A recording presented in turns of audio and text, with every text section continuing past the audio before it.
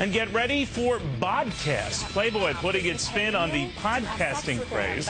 Playboy's Bodcast will include the joke of the day, Ask Hef Anything, and From the Mouth of Babes.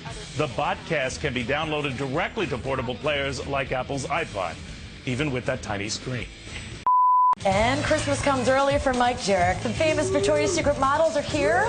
They have a preview of tonight's fashion show, and Mike is going to be leering at them. Oh, look out!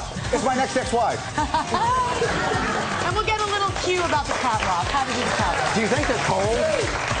I think they're just fine.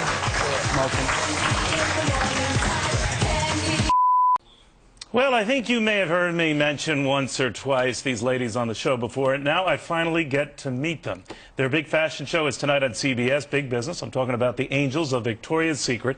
Joining me now, fellow Angels Alessandro Ambrosio, Carolina Krakova, hi, Isabel Goulart, Salita Ebanks, and then this guy. I don't know what he's doing here. Ed Razor.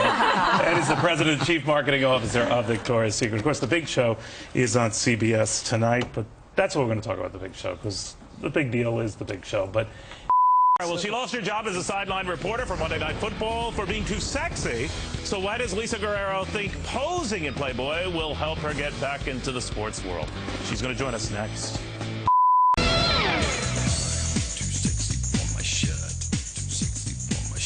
Can you be too sexy for the job? A new study finds that women who dress more like Hillary Clinton and are more likely to land a job at the corner office compared with someone who says, I don't know, look like Pamela Anderson. Is that fair? Pamela Anderson, that one network says was simply too hot for TV, but not this network. We've got it, and you'll see it after this.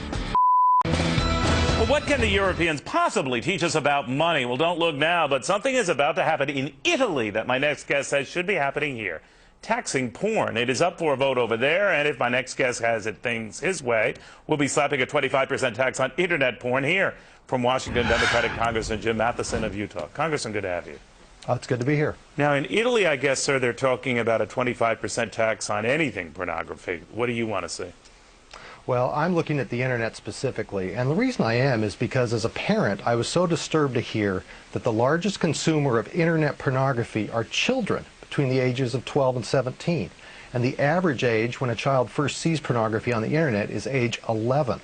I just think that's unacceptable. So I've introduced legislation that does two things. Number one, it forces the use of age verification software on any pornographic website. This is software that exists today. It's used for internet tobacco transactions.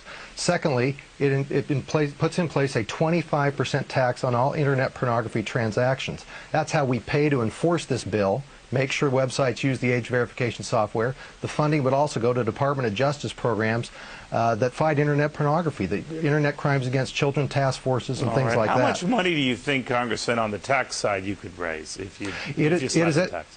It is estimated that the internet pornography industry has an annual revenue of $12 billion. Now, I don't know if we'll be able to collect tax on every one of those transactions, but you're looking, if you look at 25%, upwards of $3 billion. And what would you use that money for? First of all, to enforce this act. There are over 400 million internet pornography sites right now. To make sure that they're using the age verification software, it's going to take some resources. In other words, the kind of honesty system we rely on now, you would make sure that there's a firm way to make certain kids don't get on these sites. You're going to have to do this. Look, if an underage person goes to buy pornography at a local magazine shop, the store owner is going to ask for identification. That's not happening on the internet today. In fact, this industry directly targets children. There are websites designed to get children to come there. They'll take a common name like Pokemon or something, or the White House or whatever, and they change one letter in the title. If you type that in for a website, you're directed to a pornographic website. I find it unconscionable that this industry targets children, and as I said at the outset, the largest viewer of internet pornography, it's children between the ages of 12 and 17. I think we got to hold the industry accountable, and I think the industry ought to pay for the enforcement of this bill. All right. Now, they're going to argue you're interrupting free speech. What do you say, real quick?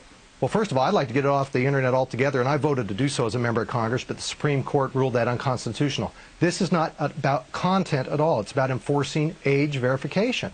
You can't buy pornography from a magazine shop unless you're 18. The same ought to apply on the internet. Congressman Jim Matheson, thank you. Appreciate it. Okay, thank you.